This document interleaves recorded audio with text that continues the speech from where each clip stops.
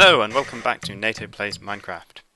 So, off camera I have flattened this area out behind the house and cleared out all of the trees and used up most of a diamond shovel and a diamond axe doing so, but oh well. Oops, wrong button.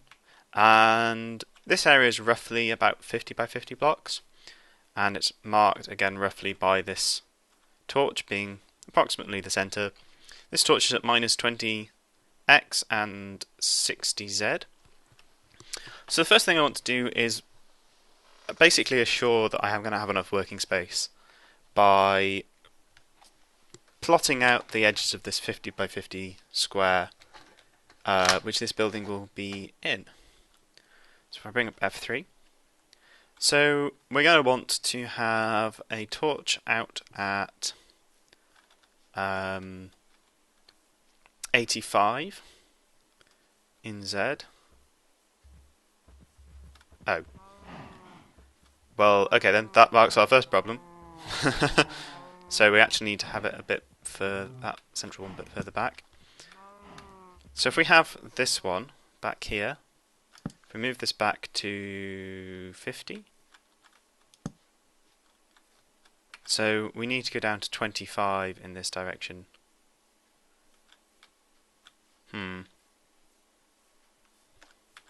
Well, I don't need exactly 50. To be honest, I can do with less than 50. 50 was kind of a rough point. So if we bring this to 55, let's say 55, that's a nice central point. So 55 plus 25 gets to 80. Which takes us exactly there. And we need to go to 30 here. Bang on. We can mess around with this curve later on. We also don't need exactly 50, we need like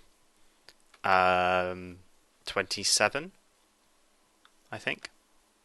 No, 24, I think. 3.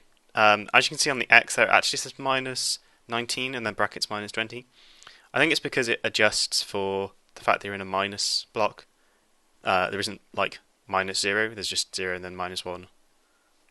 So that adjusts for it. So we want to go from, in the brackets, we want to go to 44. 45 even. And then the other direction we want to go to plus 5.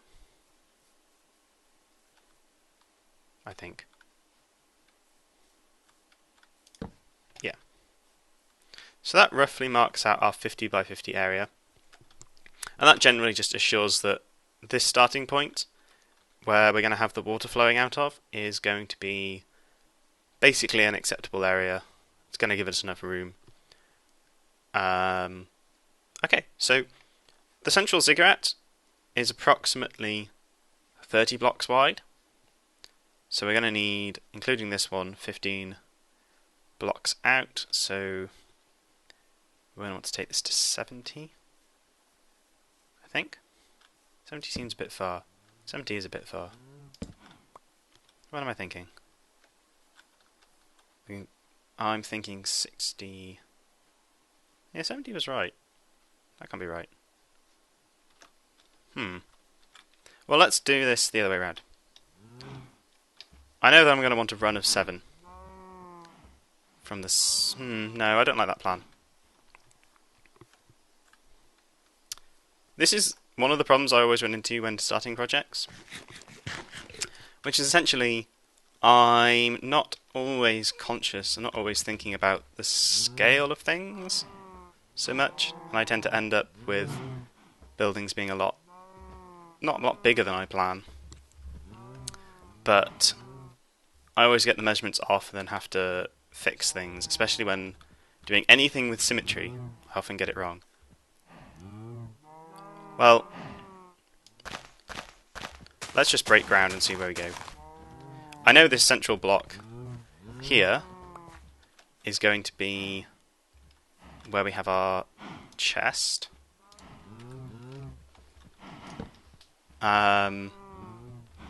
Actually, I think I want it embedded in the ground one. 3, 4. 1, 2, 3, 4. So we're gonna have our chest. No, no.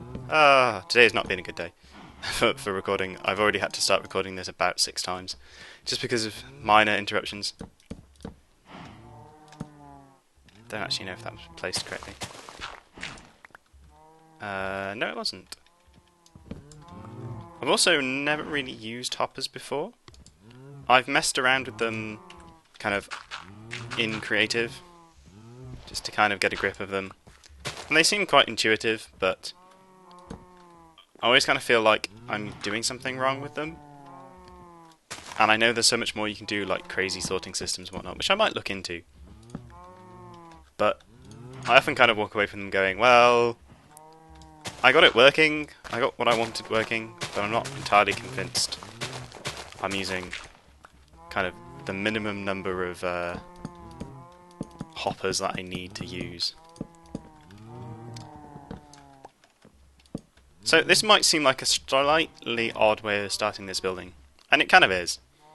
I would normally kind of plot out this building a lot more, and I'm basically choosing not to because I'm not entirely sure that my measurements are correct. So I'm starting from a basic kind of point that I know. Like, I know that I'm going to want it to be 4x4 or 4 across, plots that are 4 across and 7 deep, and with a central channel for the water to irrigate. And then this edging, I know I'm going to want it like that, so I'm starting with that and then working from that to construct the rest of the building.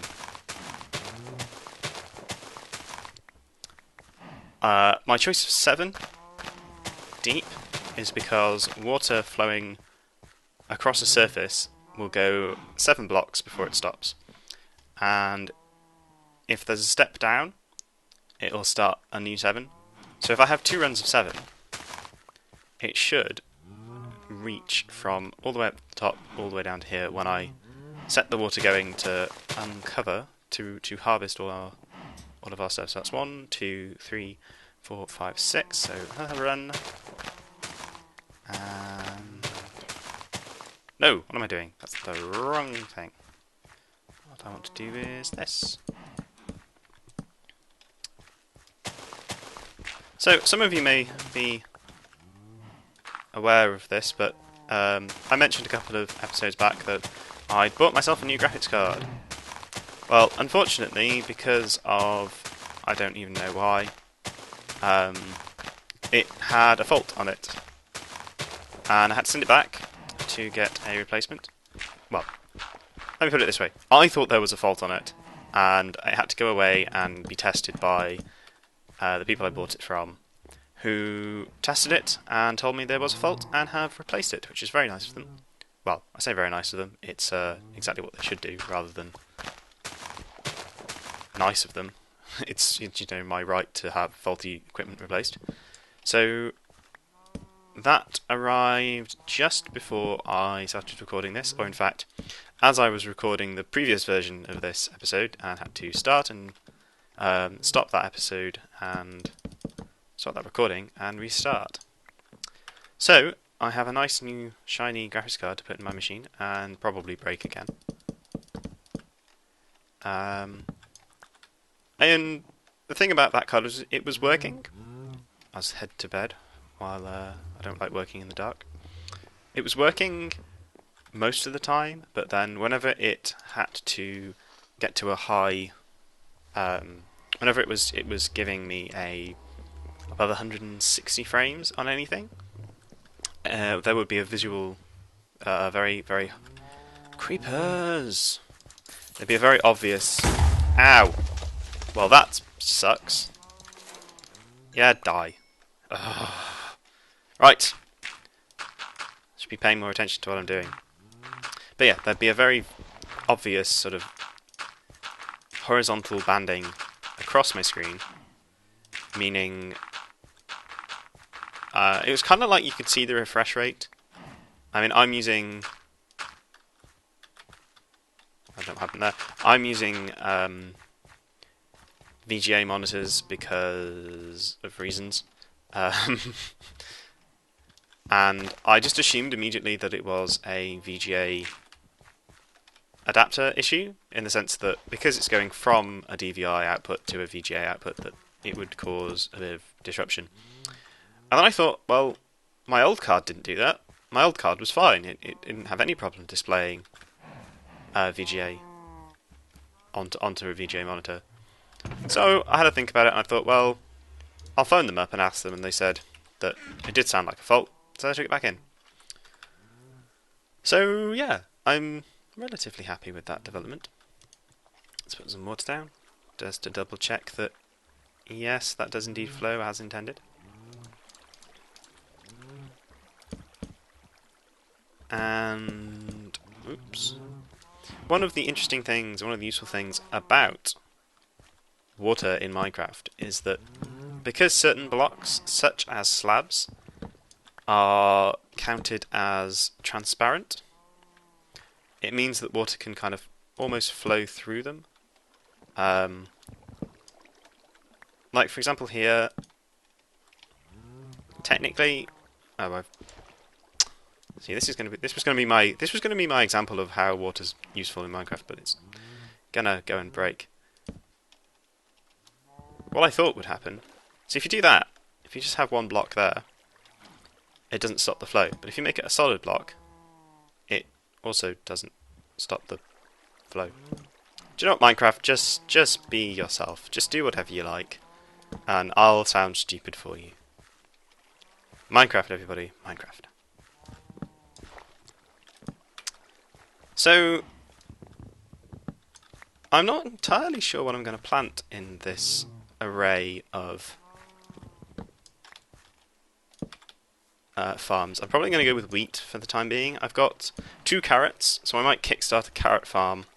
But the problem with carrots is they only have a limited use, really, which is creating the night vision potions. They're not a great food source, and generally I don't really see the point in having them. But since I have them, I might as well grow them. So 1, 2, 3, 4, 5, 6. Okay. I think I've miscalculated and put this water source a block early. Why is there a torch in there? There we go. Intercepted beautifully, if I do say so myself. No! Oh no, I destroyed the water. Bugger. Okay, so I'll go grab some more water from my infinite spring underneath our brewing stands. So this is the rough shape of one plot. We have a water source at the top, which flows down and irrigates the other plots, irrigates all the plots even, and a walkway down the centre. This partly means that we don't keep falling into the water, but it also means that when we have...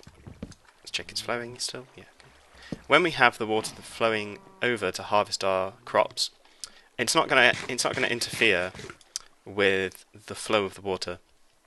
Because if you have a central channel, it will direct the water off and it won't flow properly down through the channel.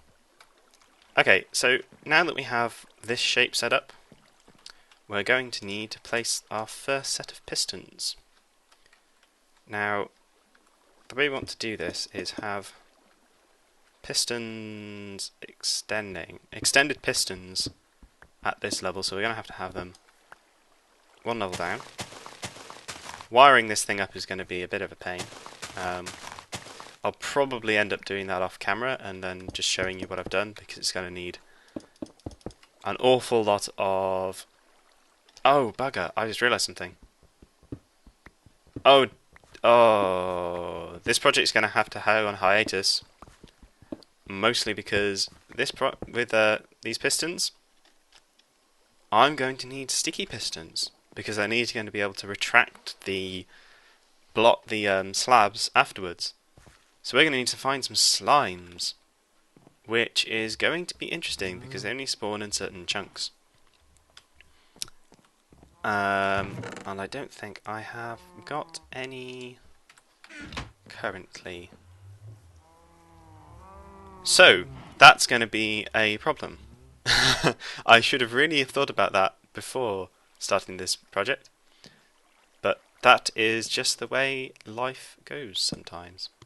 So what we can do is put in the superstructure and source those slime balls elsewhere. So this is where the pistons will be when they're extended, and the water will flow behind them across here. So now we have our one plot kind of blanked out, as it were. We can start putting in the framework for the water sort of pillars, the water control system. So the first channel is going to run at the back here, and will rise up behind it.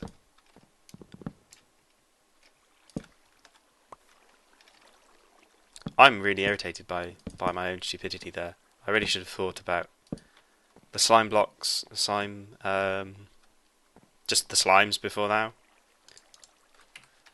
I may, in fact, pause the video here and see if I can find a swamp biome out there, because they often spawn in swamp biomes. So now that we've got kind of one frame set out, I will go see if I can find some slimes. So I will see you later. Okay, welcome back. So I have managed to find a swamp biome, and it is now nighttime. For some reason it's covered in sheep, and I have successfully managed to get 6 slime balls. I also managed to kill our first enderman and get our first ender pearl, which will be useful when it comes to trying to find... Sorry, sheep. It will be very useful when trying to find a stronghold to go and get the dragon. So I've already been assaulted quite numerously by zombies and skeletons and creepers, but so far I've only seen one slime. Now, they're only supposed to spawn during night, and they're only supposed to spawn above a certain height, or in a certain height range, and not during new moons, or so says the zombie, so says the wiki. I probably shouldn't be repairing creeper damage during, a zombie assault. Partly because it's equally likely that another creeper will come and blow up right next to me. So this is actually quite useful to collect some more experience. Oh, there's a slime. There is only a little slime though. Yeah, beat me to death with your friend's body.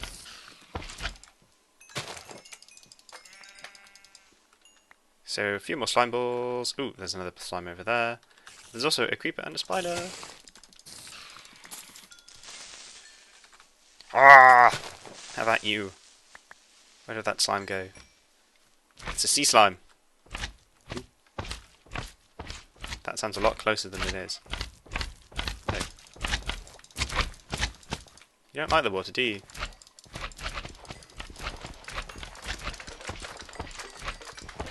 Oh, listen to that echoing. Doubly wet slapping. Give me your slime balls. So, I need 32 slime balls. And I have 31, so I only need one more. Let's just double check I haven't missed one. Underwater. No, it's not like I have. Oh, would you look at all those creepers over there? This is quite a decent source of creeper dust, gunpowder.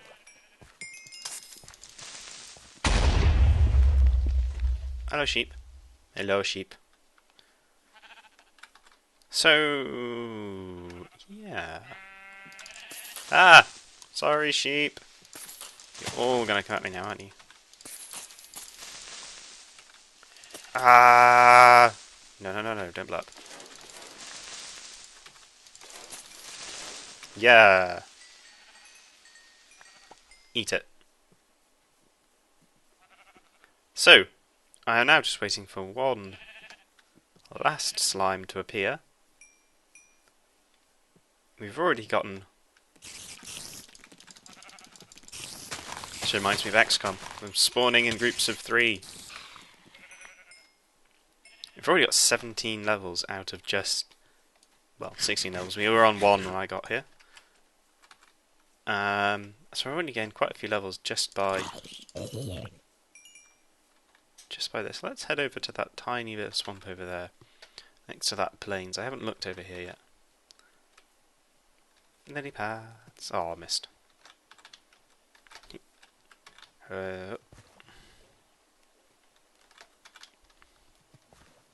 I will probably also come and collect some of these vines. Oh, it's starting to get light, isn't it? I'll come back and collect some of these vines so that we can put them on the scar and have a bit more variation in the texture. But for now, I don't have any shears on me anyway. It looks like we are unfortunately going to be one slime ball short for the time being. Which for one evening's attempt is not bad. I'm pretty happy with that.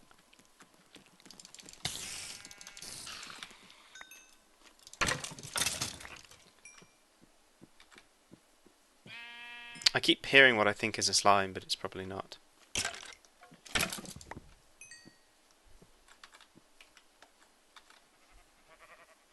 Creeper. See, normally I'd be annoyed by this, but this is so far away from my house, and I'm not planning on building anything in the swamp right now, so it's not bothering me that much.